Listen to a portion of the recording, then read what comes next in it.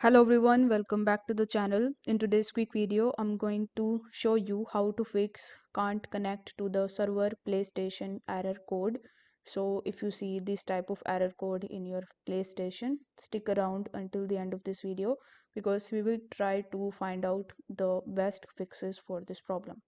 So as you can see that currently I'm on reddit.com and this person asked the same question. So let's just find out what other people are actually saying about it. So you just have to simply scroll down. I had issues using the reward station or buying things from the app. It would send me to a sign in, then to choose the PS again to the back to home. Uninstall the application, reinstall, can't sign in. I cannot on the website and tried via both Wi-Fi and mobile. I could find threads from various time periods in a single year. So you just have to simply scroll down in order to find the fixes. So I'm having the same issue now. Properly makes me wanna throw phone or on the wall, try to buy PS subscription.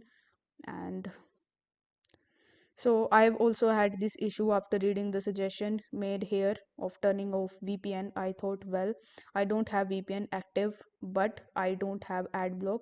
So deactivated ad block extension and boom, it worked. So basically we found our best solution.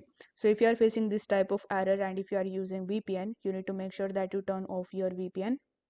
If you are not using VPN, then make sure that you are not using any ad block type of extension. If you are using that, you need to just remove any of the extensions that you are using and it is gonna work for you. So if this video helped you out, don't forget to like the video and subscribe to the channel. Thank you so much for watching.